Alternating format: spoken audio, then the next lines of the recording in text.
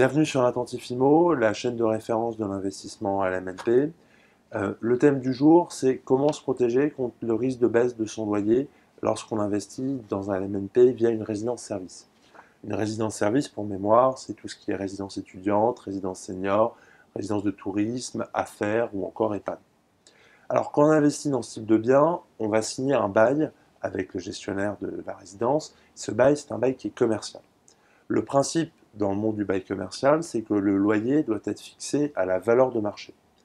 Dans le cas d'une résidence-service, la valeur de marché, c'est le montant de loyer que le gestionnaire peut raisonnablement verser à son propriétaire, tout en continuant à gagner sa vie et à avoir une exploitation qui est rentable. Ce qui veut dire que concrètement, si à la fin du bail, le gestionnaire réalise que le niveau de loyer qu'il paye ne lui permet pas de gagner ou de gagner suffisamment bien sa vie avec l'exploitation de la résidence, il peut légitimement et légalement demander une baisse du loyer. Et il l'obtiendra si son dossier est suffisamment solide. Donc pour se prémunir contre ça, il faut essayer d'investir dans les résidences qui ont les performances financières les plus solides, parce que c'est celles qui sont capables de payer les loyers les plus élevés et de la manière la plus durable qui soit.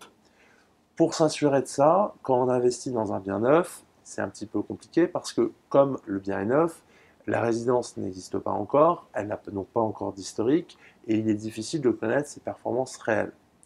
En revanche, quand on investit dans un bien ancien ou d'occasion, on dispose de plusieurs années d'historique pour pouvoir juger sur pièce des performances financières de la résidence et donc de la soutenabilité ou non du niveau de loyer qui est payé.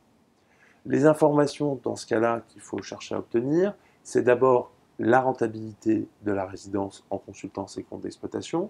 Donc ça, vous pouvez les avoir sur infogreffe.fr ou société.com. Vous pouvez aussi, dans le cas des résidences de tourisme, exiger du gestionnaire qui vous les fournit sur demande. D'autres manières d'essayer d'approcher la rentabilité de l'exploitation d'une résidence, c'est de calculer son taux d'occupation. Une résidence qui sera tout le temps vide, c'est un signal d'alarme. Pareil, essayez de regarder les commentaires des utilisateurs. Dans le cadre d'une résidence de tourisme, c'est des choses qu'on peut trouver sur des sites comme TripAdvisor, par exemple. Des utilisateurs qui ne sont pas contents d'une résidence et qui mettent des commentaires négatifs, c'est un signal d'alarme aussi. Et puis, ne pas hésiter à visiter et revisiter régulièrement sa résidence pour s'assurer que l'exploitation soit de bonne qualité et de bonne facture. J'espère que ces quelques conseils vous ont été utiles. N'hésitez pas à vous abonner à notre chaîne. N'hésitez pas non plus à liker cette vidéo si vous l'avez appréciée. Et puis, je vous rappelle notre site internet www.attentifimo-lmnp.com.